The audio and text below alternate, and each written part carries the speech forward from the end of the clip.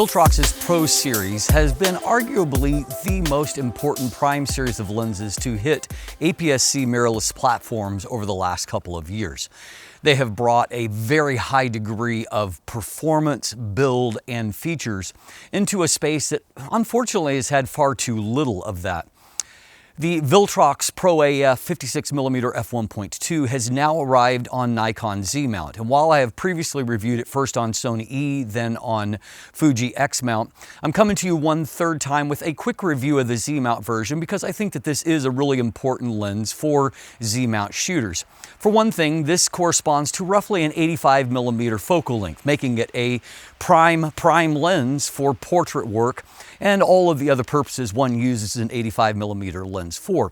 Today's review is really to determine whether or not a lens that I already know to be excellent is also going to be excellent on Nikon Z mount. And so we'll take a look at its autofocus performance in particular and to see if there's any quirks that emerge when it comes to the optics or handling or anything else along the way.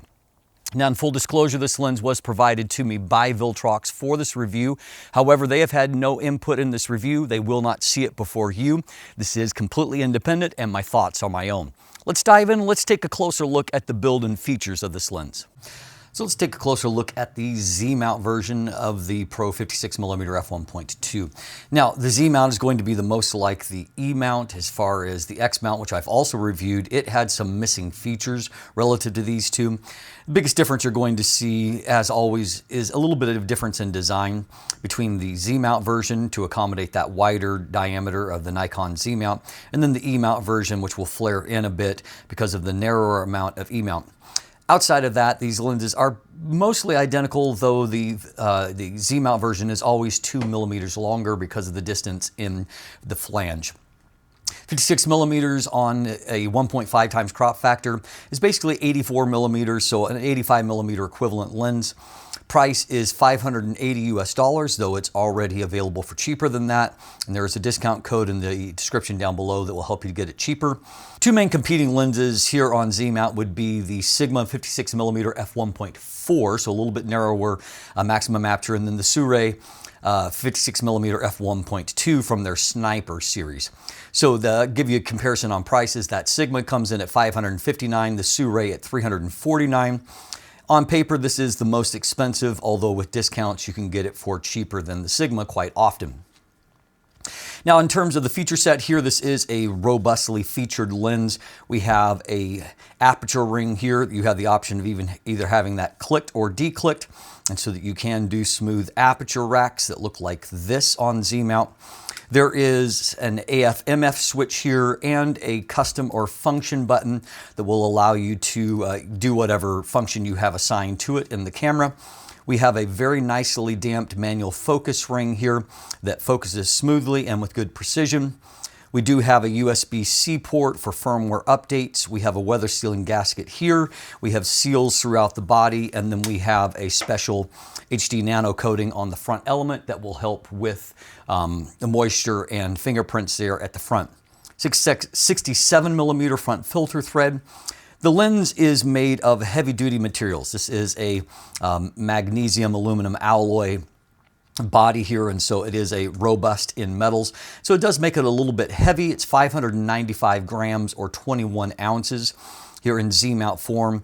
So that's significantly heavier than the Sigma, which is only 295 grams. So the Sigma is literally half the weight.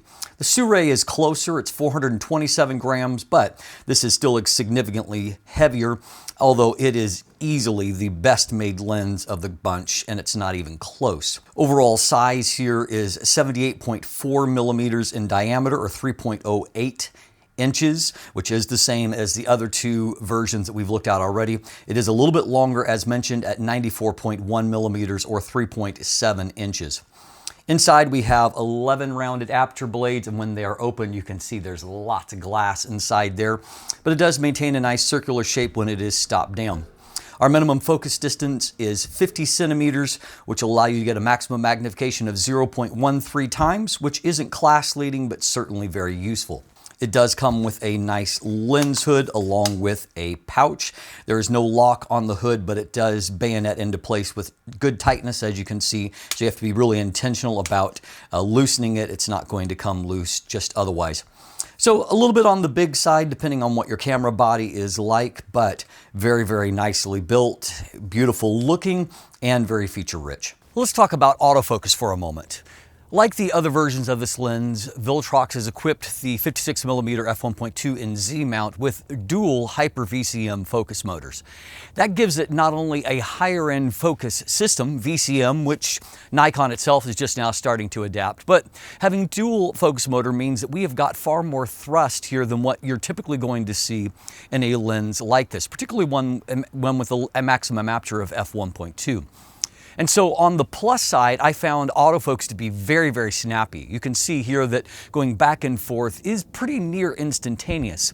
However, what I did find, at least in my outdoor sequence, is that for whatever reason, under those particular set of circumstances, maybe all the bright snow, that while focus would really quickly come back to my little statue model that I use, that it would then kind of like rack focus a little bit on those. And if I actually wanted to get that focus stabilized again, it would take a little bit for that to happen. Now, that's something that I observed only in that particular set of circumstances. In my real world shots, I had no problems with it. And I found autofocus to be accurate, locked on quickly, no problems with that. Furthermore, I found when testing other versions of it that it was fantastic for portrait work. Didn't have a chance really to do portrait work here because of the timing. And as you might have noticed, it's miserable outside once again. However, I did find in other settings that portrait work was fantastic, and I see no reason for it to be otherwise here with the Z-mount version, because always it locked on really quickly. Now on the video side of things, really nothing but good to report there. It is a very smooth focus motor, and so in terms of focus transitions, it went back and forth with good confidence and alacrity, no issues with it kind of pulsing or visible steps, any of those type things. There is some focus breathing, but it's not bad here either. I found with my hand test that I had no problems with transitions from the hand to the eye.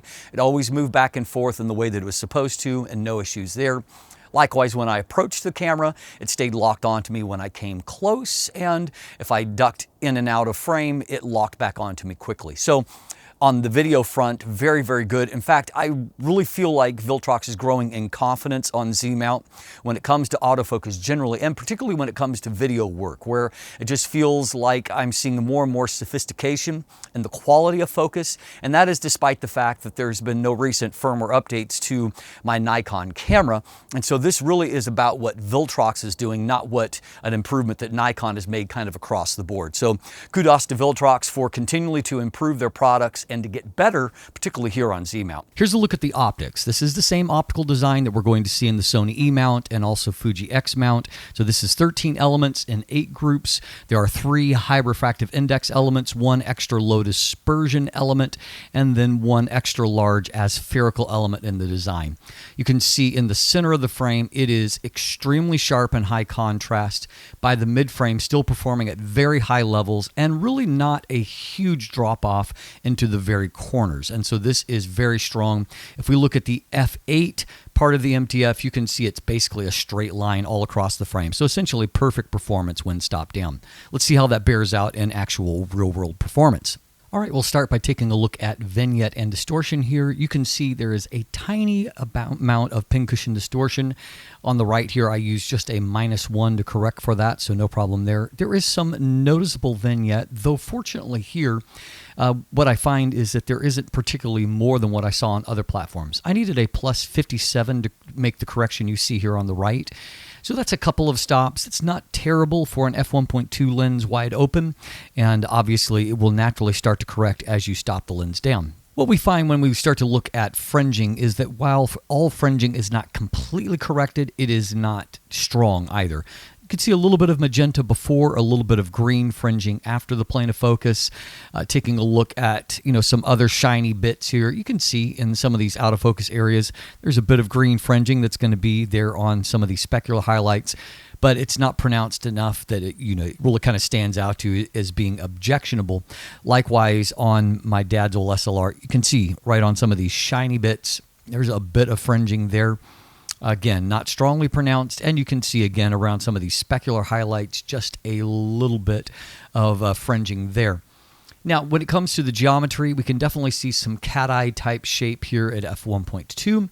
As we start to stop the lens down, you'll see an improvement on that, and it keeps a nicely circular shape even at smaller apertures here, and so that's pretty well handled. This is nothing other than typical, and the fact that it does correct pretty quickly. If you're someone who wants just those round specular highlights all across the frame, you can get that by f2 maximum. Now, lateral style chromatic aberrations that show up near the edge of the frame are really well controlled. You'll see the tiniest amount here at a very high level of magnification.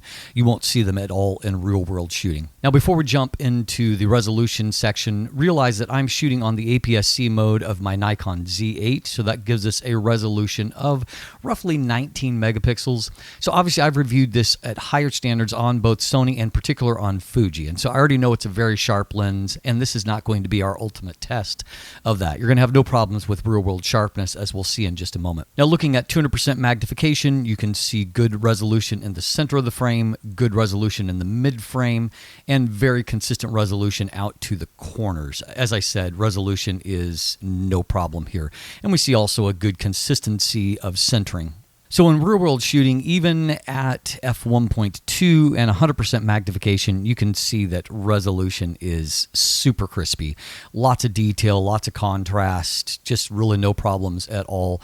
Likewise, if I pop over to an indoor scene like this inside a restaurant, you can see likewise, just lots of detail there on the sign, which is the plane of focus, the brick there, tons of detail, and then the nice fall off towards defocus. So again, resolution, no problem.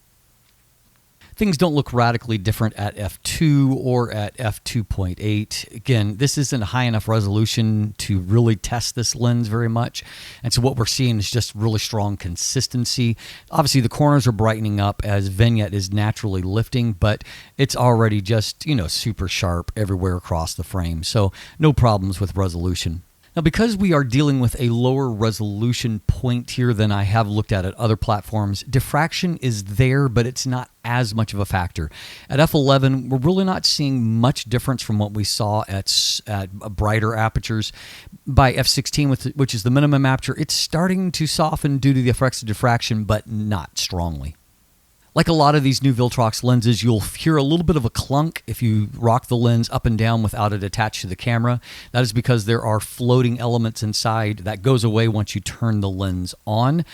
And the benefit of that is it allows you to have really good up-close performance. You can see there's a very good level of detail and contrast here, even at f1.2. And that's part of the benefit of those floating elements, is just consistency and performance all across the focus range. We can see that at those closer focus distances, and again, even at shooting at f1.2, contrast is fantastic. Lots of detail, lots of micro contrast. All the textures really, really pop. And then we have a very nice transition towards defocus. And so that allows you to get images that just have a lot of bite to them, even at f1.2, tons of texture information, but then a nice transition to defocus. And so a nicely, softly defocused background.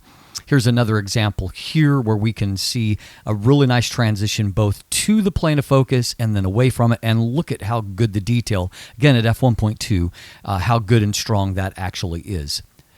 I've seen from testing previous versions, there's a little bit of flare when you have bright lights coming into the frame, but no more so than other lenses in this class. So in conclusion, I would say that Viltrox has another winner on its hands. And this obviously is a very welcome lens here on Nikon because it gives you, if you're shooting APS-C, that classic 85mm angle of view with a really fast maximum aperture, very fast autofocus, and very, very strong optical performance.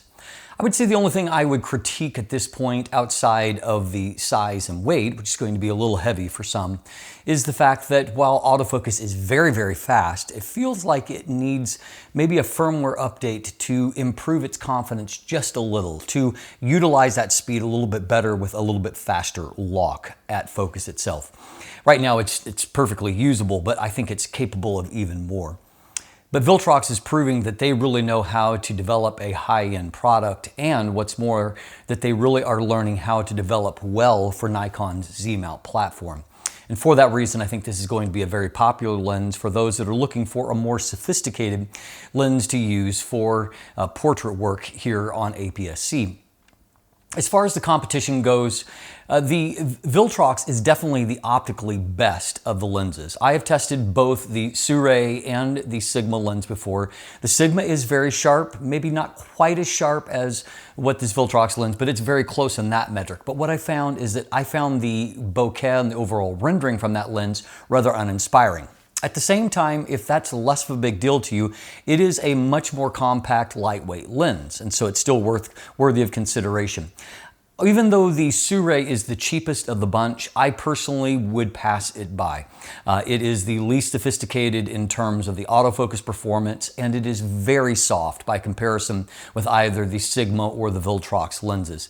I think that the Viltrox offers the best complete package of any of these lenses, certainly when it comes to the feature set, the build quality, and then the autofocus / optical performance. But again, it does come at the cost of being bigger and heavier than alternatives.